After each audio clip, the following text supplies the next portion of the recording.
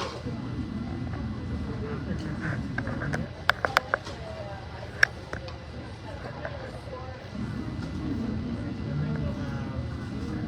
up, y'all? Clearly, I'm struggling to understand how to go live on my computer. So my apologies. I'm trying to get it pulled up on my computer. And there may not be anyone that makes it. Hey, Rick, actually someone is making it. I'm trying to figure out how to go live on here on my computer and it's not working. So I'm on my phone to start off and we'll see if I can adjust. But if not, we'll go with it. Alright, y'all, so I won't take up too much of you guys' time. I want to create, revitalize this group a little bit. I've kind of been out of the game for a little bit as far as trying to reach out to coaches. I felt like it was a good avenue, but I also felt like there was a little bit of a struggle when it came to actually making an impact and really following through with some things as far as getting people to really buy into it. So I wanted to jump on here real quick and kind of just let you guys know that I'm making this group specifically for, I would say, travel ball coaches, high school coaches that have athletes that want to go on and play at the next level.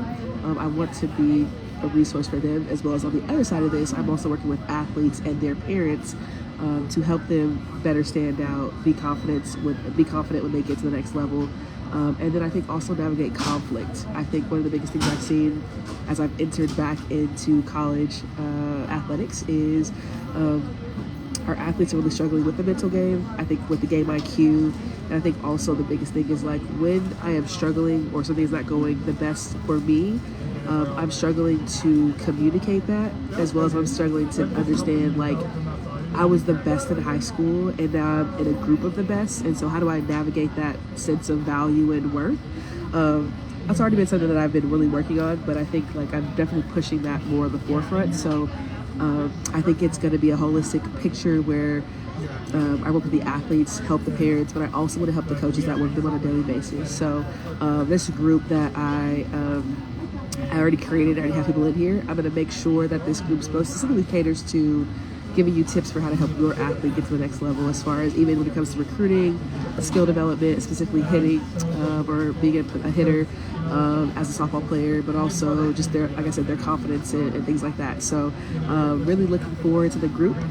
And so I just want to kind of real quick get on here and just give a quick little nugget. And again, I wish I had my computer because I had a guide that I wanted to share with you guys, but I'm going to figure out how to share this guide with myself and then I'll put it in the group. But I went down to the NFCA convention last week. It was awesome. Had a really great time, and in that convention, I put together a small lunch where I had about 50 coaches come by, and I talked to them about this concept of developing real team culture and what that actually looked like. And so I created a guide for them within that space. It's about 9 pages long, and I think it's going to be really helpful for how we develop as coaches to develop our athletes. But I think I'm going to start with this concept of the golden rule. And so the golden rule basically says that treat others how you would like to be treated. And I say this golden rule to the teams that I work with, to the coaches I work with, because we're no longer in the era of what it used to be. And I think we're no longer in the era of kind of do as I say, coach, and I'm the coach and you're the player, so follow along.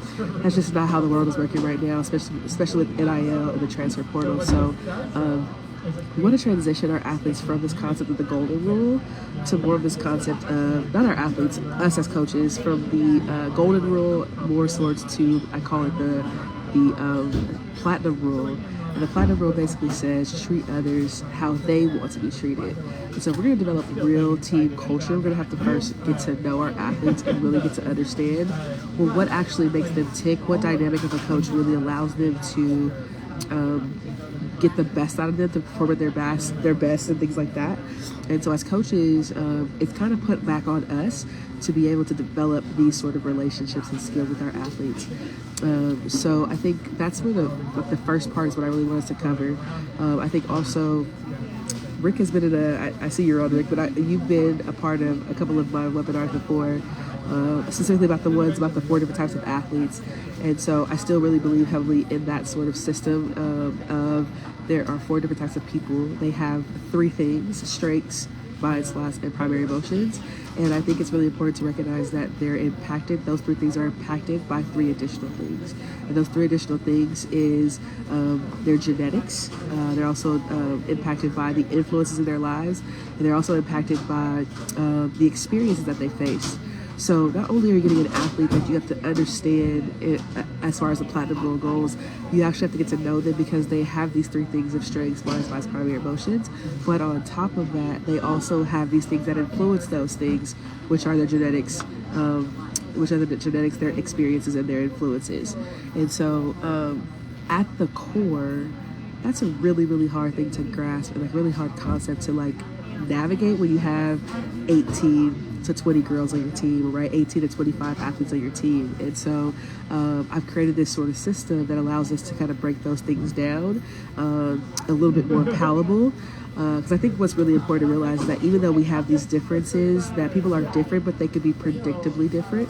And if we can learn these kind of concepts of athletes, we can be in a much better position moving forward. So next week when I come on, I want to share with you a diagram when I can figure out how to get this on my computer. This diagram basically breaks down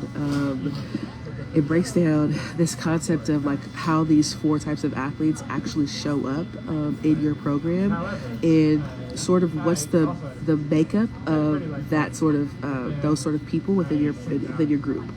And what you'll learn from that experience or from that information is that there are people who are more active, there are people who are more task oriented, there are people who are more reflective, and there are people who are more relationship people building. And what comes to that conclusion after the end of that assessment is that I would say there's probably about less than 40% of our athletes are actually active people. I would say on top of that, about 35% of our athletes are more task-oriented and task-driven.